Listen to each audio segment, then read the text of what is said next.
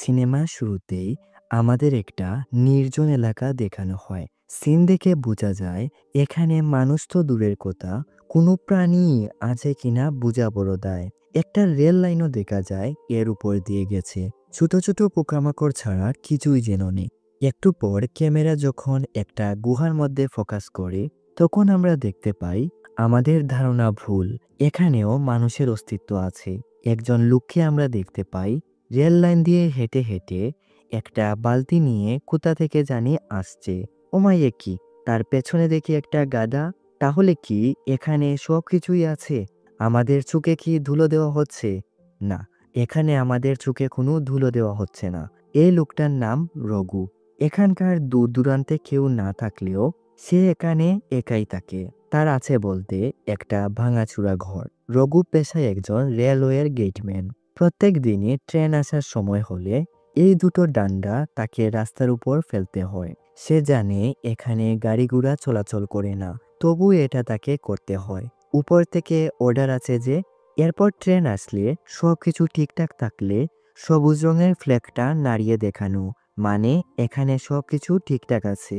একদিন এভাবেই রঘু যখন সবুজ ফ্ল্যাগটা ট্রেনকে দেখাচ্ছিল, তখন সে খেয়াল করে ট্রেন থেকে কি যেন একটা পড়েছে। রঘু কাছে গিয়ে দেখে একটা মেয়ে। রঘু তো ভীষণ খুশি। আজ 10 বছর পর সে কোনো মানুষকে দেখলো।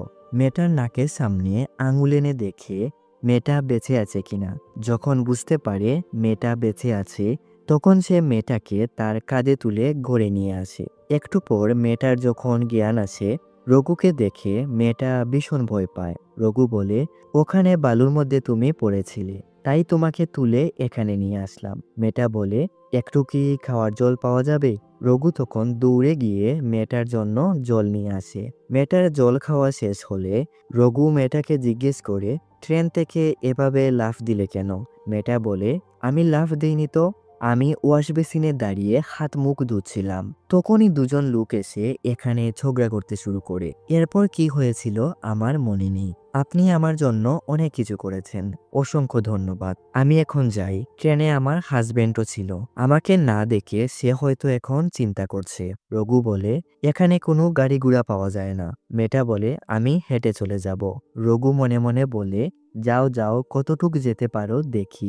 মেয়েটা বাইরে বেরিয়ে দেখে একটা নির্জন পরিবেশ। চারদিকে শুধু বালু আর বালু, মরুভূমির মতোই একটা পরিবেশ। খানিকটা পথ হেঁটে যাওয়ার পর মেয়েটা একটা সময় কোনো কিছুর দেখা না পেয়ে মাথা ঘুরিয়ে মাটিতে পড়ে যায়। এদিকে রঘু কিন্তু মেয়েটাকে ফলো করছে। সে তখন মেয়েটাকে সেখান থেকে তুলে আনে। এরপর তার কাটা স্থানে ঔষধ লাগাতে থাকে। মেয়েটার একটু পর জ্ঞান আসলে রঘু বলে, ভয় পেও না, তোমার শরীরের অবস্থা তেমন ভালো না, শুয়ে থাকো। এরপর মেয়েটাকে সে তার পরিচয় দেয়। সিন আসে রাতে। রাত অনেকটাই হয়ে যায়। মেয়েটা এদিকে ঘরের বাইরে দাঁড়িয়ে আছে। দুটো থালে করে ভাত নিয়ে এসে মেয়েটাকে ডেকে বলে, ভয় পেও না, সকাল নাগাদ হয়তো তোমার হাজবেন্ড এসে যাবে। মেয়েটা বলে, আসবেন তো ঠিক আছে, আজই যদি চলে আসতো ভালো হতো।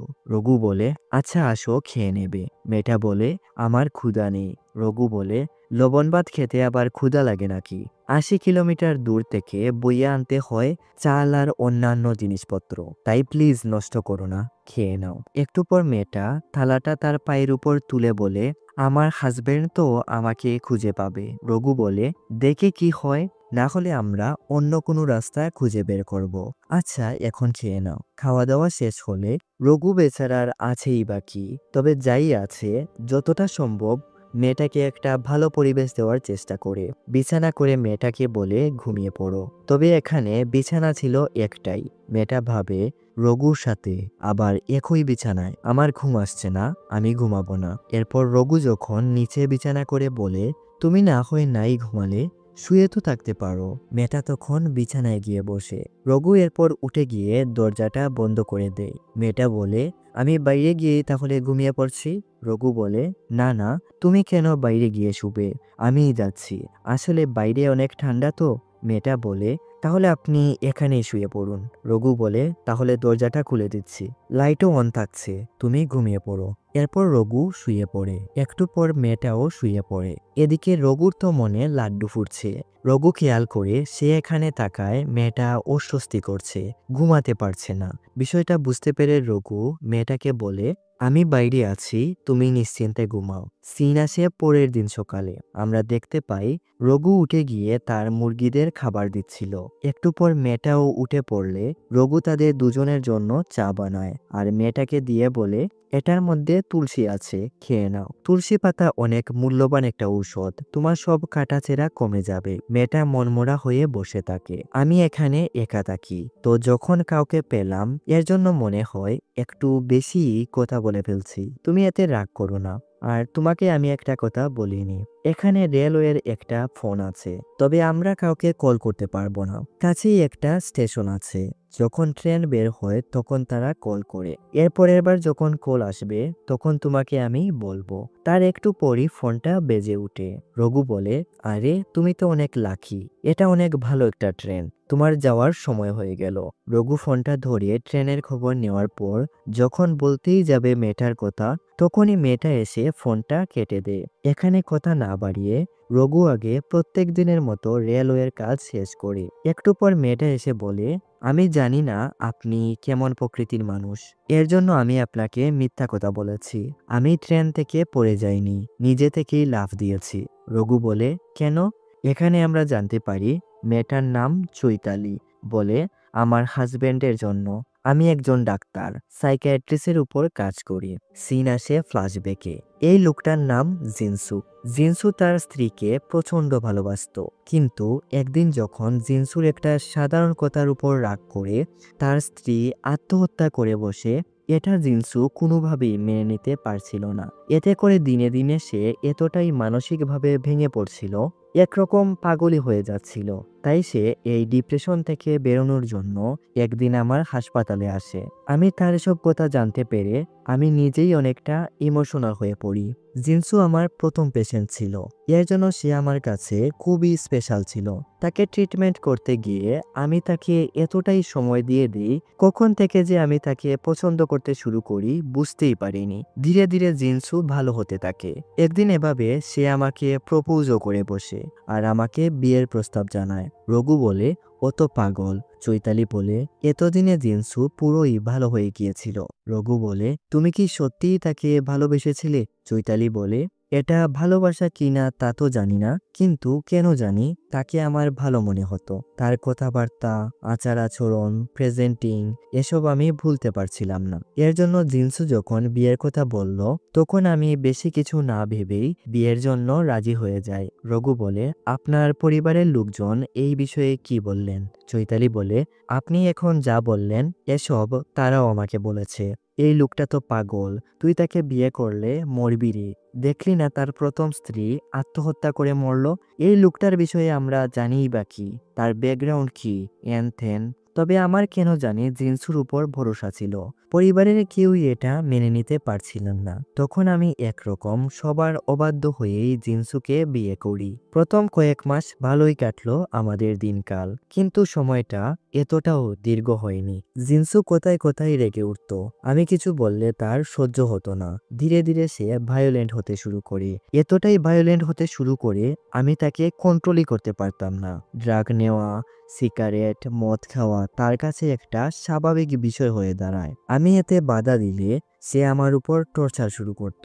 আমার তখন আর কিছুই করার ছিল না। বুঝতে পারি আমি কত বড় ভুল করেছি।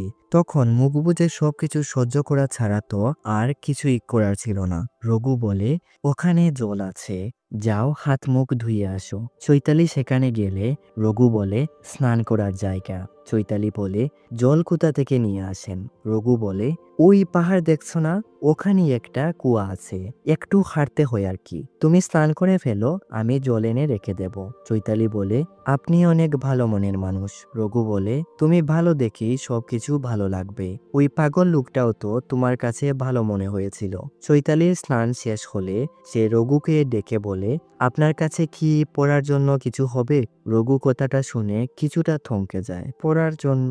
চৈতালি বলে, ও নেই, তাহলে লাগবে না। রঘু বলে, আচ্ছা দেখছি। রঘু ঘরের ভেতর গিয়ে সুটকেসটা খুলে তার সব শার্ট প্যান্ট বের করে, আর এগুলোর মধ্যে যে শার্টটা তার ভালো ছিল এর থেকে একটা শার্ট আর একটা কাপড়ের টুকরো চৈতালিকে এনে দেয়। স্নান শেষ করে চৈতালি ঘরে এসে রঘুকে জিজ্ঞেস করে, আপনার ঘর কোথায়? রঘু বলে, এটাই তো। চৈতালি বলে, মানে আপনার ফ্যামিলি?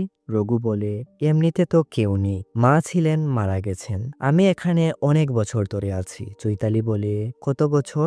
রঘু বলে, 5 থেকে 10 বছর হবে। চৈতালি বলে, 5 নাকি 10? রঘু বলে, এখানে 5-10 সব একই রকমই, এখানে টাইম ট্রেনের স্পিডের মতো চলে যায়। চৈতালি বলে, আচ্ছা সকাল থেকে তুমি এখানে কি করো? রঘু বলে, সকাল 4:30 আমি ঘুম থেকে উঠে পড়ি, 4:45 ঘুমাতি আসে। ঘুমাতি সব সময়ই একটু দেরি করে আসে, তবে আমি সকাল 4:30 উঠে পড়ি, এরপর ইউনিফর্ম পরে রেডি হয়ে যাই। ট্রেন আসুক বা নাই আসুক এতে আমার কোনো ধরা বাধা নেই। ট্রেন চলে যাওয়ার পর আমার তেমন একটা কাজ থাকে না, মাঝে মধ্যে যদি ভালো একটা ট্রেন আসে তো আসলো। এই অবসর সময়ে আমার একটা ছোট জমি আছে, ছোটই, যেখানে আমি শাকসবজি ফলাই। এ সময় এগুলো দেখাশোনা করি।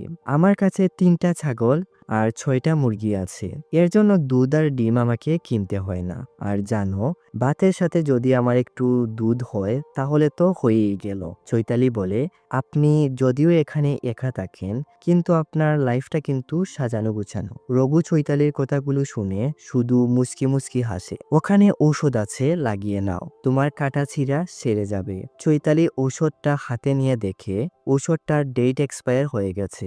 রঘু বলে, সত্যি কথা বলতে আমার তো ঔষধ তেমন একটা প্রয়োজন হয় না, তাই ঘরেই রাখা ছিল। আচ্ছা দাঁড়াও, আমি কাঁচা হলুদ পিষে নিয়ে আসছি, কাটা ছিঁড়ার ক্ষেত্রে ভালোই কাজে আসে। রঘু এরপর কাঁচা হলুদ পিষতে রান্নাঘরে যায়। চৈতালি জিজ্ঞেস করে, আপনি কি এখনো বিয়ে করেননি?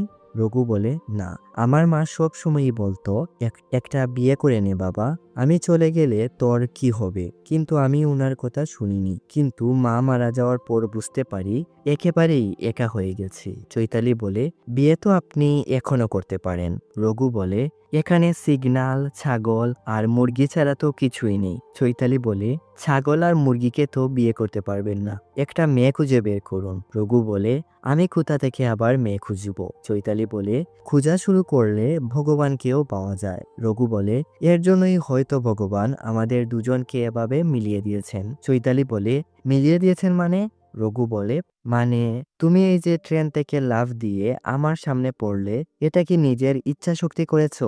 না, এইসব কেউ তো একজন উপর থেকে করছেন। বলা হয় জোড়া উপর থেকে তৈরি হয়ে আছে, আর সঠিক সময় হলে ভগবান তাদের একসাথে করে দেন। চৈতালি বলে, এগুলো অনেক পুরনো কথা, এখন এসব রিটায়ার্ড হয়ে গেছে, এর জন্য যার সাথে কখনো মিলার কথাই না তার সাথেই দেখা হয়ে যায়, আবার পরে আলাদাও হয়ে যায়। আপনি ভালোই করেছেন বিয়েটা না করে, একা বাঁচার যে একটা আনন্দ, একটা তৃপ্তি, এটা এখন আমি বুঝতে পারছি, আপনি বুঝবেন না। জিনসুর অত্যাচারে আমি জর্জরিত, আমার শরীরের প্রত্যেকটা অংশে তার টর্চারের চিহ্ন বেঁচে আছে। ও যখন আমার উপর টর্চার করত আর আমি যখন কষ্টে কান্না করতাম তখন জিনসু অনেক খুশি হতো। রঘু বলে, তুমি তাকে ছেড়ে দিলে না কেন? কেন তার অত্যাচার মুখ বুজে সহ্য করে যাচ্ছ? চৈতালি বলে, এটা এতটাও সহজ ছিল না, আমি তো তাকে ছেড়ে দিতে পারতাম কিন্তু আমার মন যে মানছিল না। এর জন্য জিনসুকে আমি ডক্টর রাঠুয়ের কথায় কিছুদিনের জন্য একটা মেন্টাল হাসপাতালে তাকে ভর্তি করে দেই, কিন্তু সে ওখানে অনেক ভায়োলেন্ট হতে শুরু করে। সিন আসে ফ্ল্যাশব্যাকে। আমি যখন একদিন ওই মেন্টাল হাসপাতালে যাই তখন জিনসু তার রুমে ছিল না। আমি টেবিলের উপর একটা ডায়েরি দেখতে পাই। জিনসুকে হাসপাতালে ভর্তি করানোর পর থেকে এখন পর্যন্ত যারা নিখোঁজ হয়েছে সবাইকে জিনসুই খুন করেছে, আর এদের কিভাবে মেরেছে, কেন মেরেছে, এসব সে ডায়েরিতে লিখে রাখতো। ডায়েরিটা থেকে আমি এটাও জানতে পারি জিনসুর প্রথম স্ত্রী আত্মহত্যা করে মারা যায়নি, বরং জিনসুই তার স্ত্রীকে মেরেছে, কারণ তার প্রথম স্ত্রী তার এসব বিহেভের জন্য তাকে সব সময় পাগল বলতো। আর এটা জিনসু দিনের পর দিন আর সহ্য করতে পারছিল না। এর জন্য একদিন সে তার প্রথম স্ত্রীকে মেরে ফেলে। একটু পর জিনসু তার রুমে ফিরে আসে। আমাকে যখন দেখে ডায়েরিটা পড়ছি, সে তখন বলে, আফসুস, এসব আমার ডায়েরিতে লেখা ঠিক হয়নি। আমি তখন সেখান থেকে পালিয়ে যাওয়ার চেষ্টা করি, কিন্তু সে আমাকে পালাতে দেয়নি। জিনসু জানতো এখানে পুলিশ আসবে, তাই সে জোর করে আমাকে রেলওয়ে স্টেশনে নিয়ে আসে। আর যে ট্রেনকে সামনে পায় সেটাতেই উঠে পড়ে।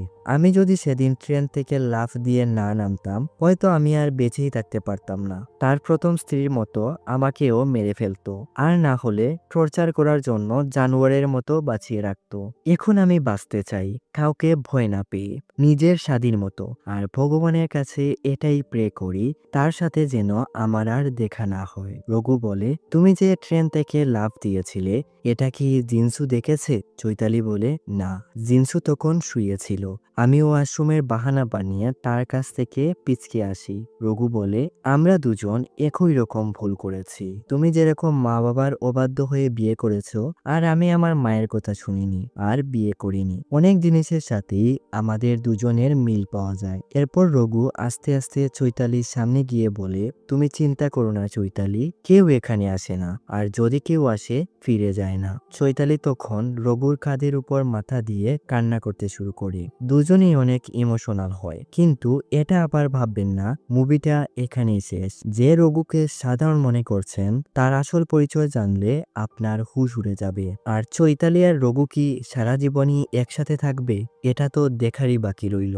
আর জিনসু কি এখানে আসবে? अभी अभी तो आप लोग ট্রেইলার দেখি হে, পিকচার তো আবি ভি বাকি হে মেরে প্যারি ভাই লোক। এভাবেই খানিকটা সময় চলে যায়। দুজন দুজনকে ভালোভাবে জেনেছে। রঘু বলে, তোমার কি ক্ষুধা লেগেছে? আমার তো খুব পেয়েছে, সরো আমি চট করে কিছু বানিয়ে ফেলি। চৈতালি বলে, এসব আপনাকে আর করতে হবে না। ও মা, বেলকি বাজে শুরু, আমি এখন থেকে এসব করব।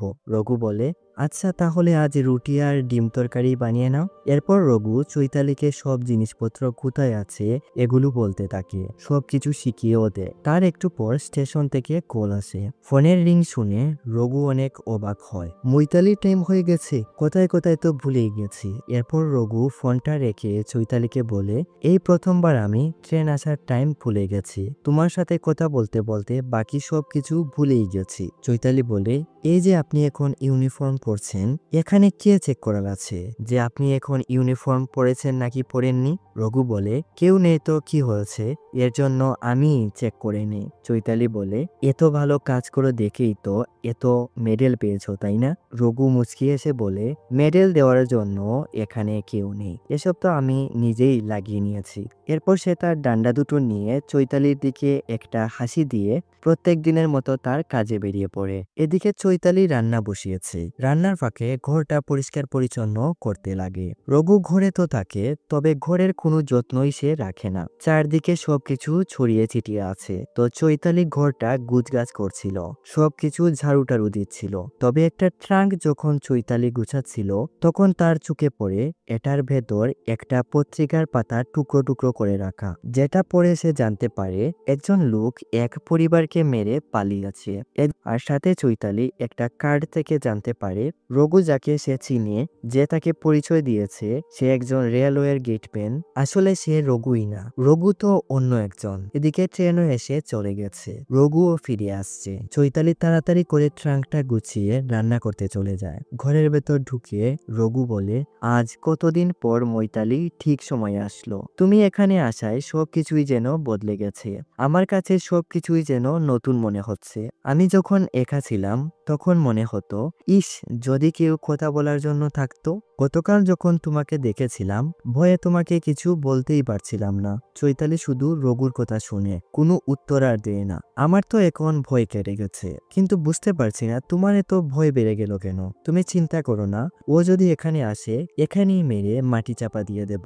রঘুর তখন চোখ পড়ে ওই ট্রাকটার সামনে, যেখানে একটা কার্ড পড়ে রয়েছে। রঘু কার্ডটা হাতে তুলে বলে, তাহলে এই হলো ভয়ের কাজ। কারণ। এটা তোমার শুধু একা ভয় লাগার কথা না, যে কেউ এটা দেখলে ভয় পেয়ে যাবে। রঘু পেছন মুড়ে দেখে চৈতালি একটা ছুরি নিয়ে দাঁড়িয়ে আছে তাকে মারার জন্য। রঘু বলে, ভয় পেও না, আমি তোমাকে কিছুই করব না। এই রঘু পুরনো, এখানকার রঘু তো এখন আমি। বাকি সব কিছু ভেতরে রেখেছ তো? ট্রাঙ্কটা বন্ধ করে রঘু এরপর চৈতালিকে বলে, তোমার এখানে ভয় পাওয়ার কোথায়, তবে তুমি যেমনটা ভাবছো তেমন কিছুই হয়নি। এরপর সে চৈতালির হাত থেকে কোনোভাবে ছুরিটা ছিনিয়ে নিয়ে বলতে শুরু করে, আমি একটা মেয়েকে খুব ভালোবাসতাম, কিন্তু মেয়েটা আমার ভালোবাসার কোনো মূল্য রাখেনি। একটা ধনী ছেলের যখন সে নাগাল পায় তখন সে তার সাথে চলে যায়। তখনই আমি ঠিক করি আর বিয়ে করব না, কিন্তু মা কোনোভাবে এটা মানছিলেন না। এর জন্য আমাদের পাশের গ্রামের একটা মেয়ের সাথে আমাকে না জানিয়েই বিয়ে ঠিক করে নেন।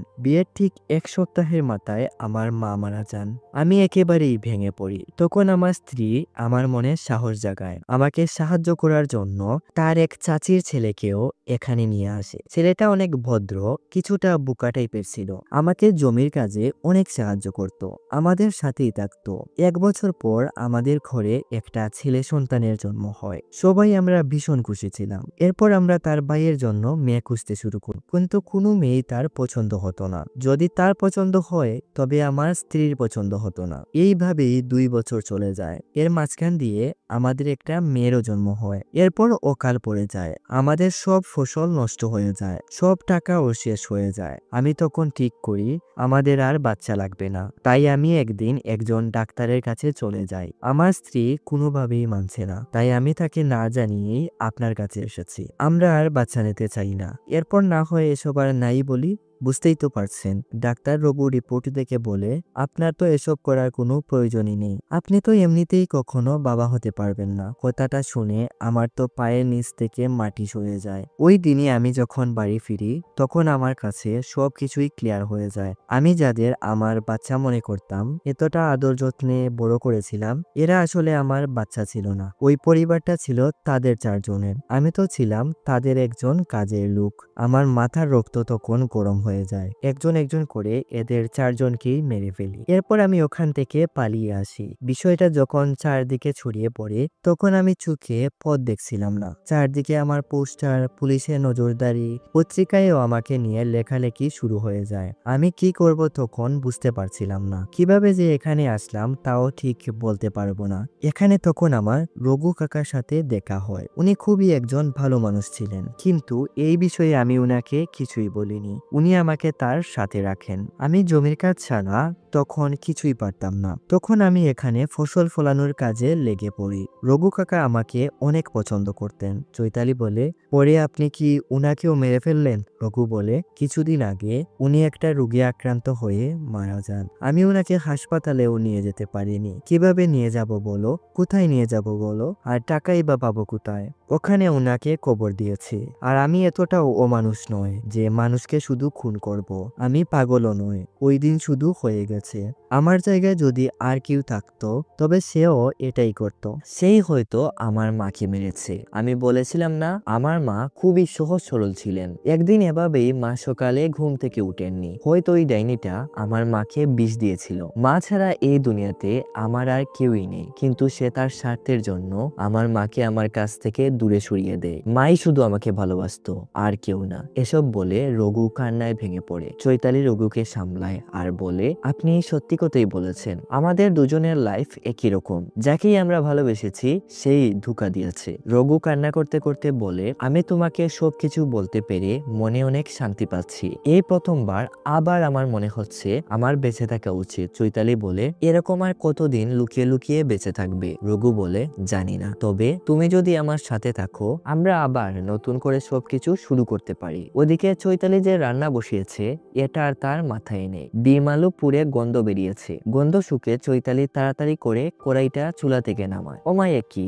এক ফুটাও দেখি হাঁড়িতে জল নেই। রঘু বলে, এদিকে দাও, আমি নিয়ে আসছি। চৈতালি বলে, আমি নিয়ে আসছি, তুমি শুধু রাস্তাটা আমাকে দেখিয়ে দাও। এখন থেকে একা তোমাকে সবকিছু করতে হবে না, আমিও তোমাকে সাহায্য করব। তো এরপর রঘু চৈতালিকে কুয়ার রাস্তা দেখিয়ে সে ঘরে ফিরে আসে। এরপর সে বিছানায় শুয়ে শুয়ে চৈতালিকে নিয়ে স্বপ্ন দেখতে শুরু করে। কিছুক্ষণ পর সে বাইরে গেট খোলার শব্দ পায়। রঘু তখন তার লাঠিটা ব্যাগটা নিয়ে ভয়ে ভয়ে বাইরে বের হয়। আর আমরা দেখতে পাই জিনসু এসেছে। জিনসু জিজ্ঞেস করে, এখানে কি ট্রেন থেকে কেউ নেমে সাহায্য চাইতে এসেছিল? রঘু বলে, না। জিনসু বলে, আমি একজনকে খুঁজছি। কাল এখানেই কোথাও ট্রেন থেকে লাফ দিয়ে নেমেছিল। কালও এসেছিলাম, কিন্তু এখানে কাউকেই পাইনি। আজকে যখন ট্রেনে করে ফিরে যাচ্ছিলাম তখন এই বাড়িটা আমার চোখে পড়লো, তাই আবার আসলাম। সত্যি বলছো তো কেউ এখানে সাহায্য চাওয়ার জন্য আসেনি? রঘু বলে, না, এখানে কেউ আসেনি। তবে রঘু যখন এটা বলে ফেলে এখানে কোনো মেয়ে সাহায্য চাওয়ার জন্য আসেনি, তখন রঘু ফেসে যায়। জিনসু বলে, আমি কখন বললাম আমি কোনো মেয়েকে খুঁজছি?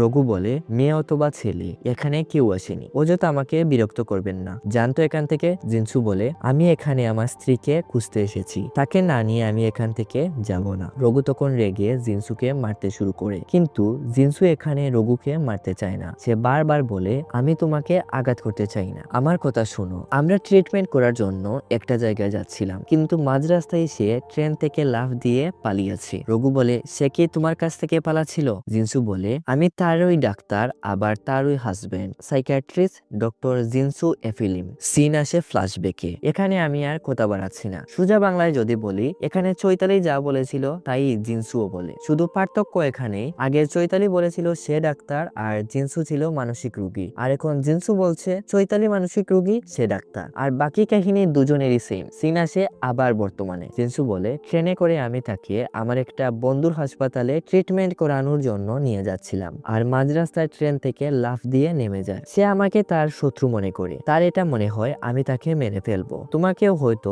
নতুন একটা কোনো কাহিনী বানিয়ে বলেছে। তুমি বিশ্বাস করো, আমি যা বলছি সব সত্য। আমি আশেপাশের সব জায়গা খুঁজে দেখেছি, কিন্তু কোথাও পাইনি। শরীরে অনেক আঘাত পেয়েছে, হয়তো বেশি দূর যায়নি। যদি তুমি তাকে দেখে থাকো বা কোথাও লুকিয়ে রাখো, প্লিজ বলো। রঘু বলে, আমি আপনার কথা বুঝতে পেরেছি, কিন্তু আপনার স্ত্রী এখানে আসেনি। বলে রঘু তার ঘরে চলে যায়। একটু পর ঘরের ভেতর জিনসু জল খেতে আসে। ঘরে ঢুকতে জিনসুর চোখে পড়ে যায় চৈতালির জামা। এবার জিনসু রেগে যায় আর রঘুকে মারতে শুরু করে। রঘু যখন দেখে জিনসুর সাথে সে পেরে উঠতে পারছে না, তখন সে তার ডান্ডাটা কোনোভাবে হাতের নাগালে এনে ডান্ডাটা দিয়ে জিনসুর পায়ে জুড়ে আঘাত করে। জিনসু এতটাই দুঃখ পায়, সে কষ্টে শিকা বলে ডাক দেয়। রঘু তখন কিছুটা অবাক হয়। কি বলে ডাকলে তাকে? জিনসু বলে, শিকা। তোমাকে তার নাম কি বলেছে? রঘু বলে, চৈতালি। জিনসু বলে, চৈতালি তো ওই হাসপাতালের ওয়ার্ডেনের নাম, যাকে সেই মেরেছিল। এবার রঘু পুরো শকড হয়ে যায়, ঠিক আপনি এখন যেরকম ফিল করছেন। এদিকে আমরা দেখতে পাই চৈতালি কুয়া থেকে জল তুলে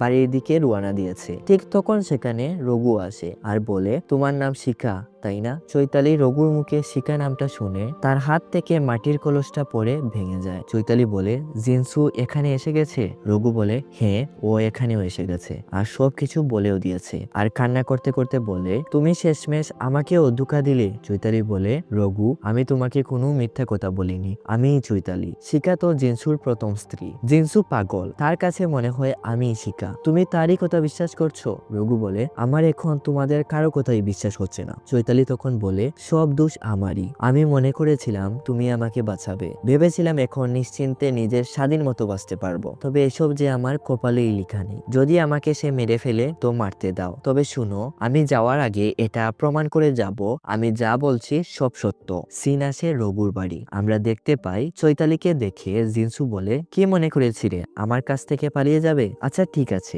এবার চলো ফিরে যাই এখান থেকে অনেক দূরে, যেখানে তোমাকে কেউ ডিস্টার্ব করবে না। চৈতালি বলে, বন্ধ করো তোমার সব নেকামু কথাবার্তা, এত নাটক করার এখানে কোনো দরকার নেই। আমাকে নিয়ে গেলে তুমি কি মনে করো এই লোকটা তোমাকে আটকাবে? তারে তো বুকের পাটা আছে নাকি? এরপর যখন জিনসু চৈতালিকে নিয়ে বেরিয়ে পড়ে, তখন রঘু জিনসুকে পেছন থেকে ডেকে বলে, স্যার, আমি জানি আপনি তাকে মারার জন্য নিয়ে যাচ্ছেন, আপনি তাকে এখানে রেখে যান না, আমরা কখনো আপনাকে বিরক্ত করতে আসবো না। কথা বলার ফাঁকে হঠাৎই চৈতালি জিনসুর পেছন থেকে জিনসুর উপরে অ্যাটাক করে, এরপর কান্না করতে শুরু করে। রঘু বলে, তুমি কেঁদো না চৈতালি, তুমি যদি এটা না করতে আমি করতাম। চৈতালি বলে, তুমি আর কিছু বলো না, এই পাগলের কথায় তুমি তার সাথে আমাকে পাঠিয়ে দিচ্ছিলে, আমি আর তোমাকে কখনো বিশ্বাস করব না। রঘু তখন তার ভুল স্বীকার করে, আমি এখন সব বুঝতে পেরেছি, আমি শুধু তোমাকে চাই চৈতালি। এদিকে একটু পর জিনসুর যখন জ্ঞান আসে, রঘু তখন রেগে জিনসুকে তার লাঠিটা দিয়ে মারতে মারতে জিনসুর মাথা একেবারেই ভর্তা করে ফেলে। জিনসুর পাশেই তার মানিব্যাগটাও পড়েছিল।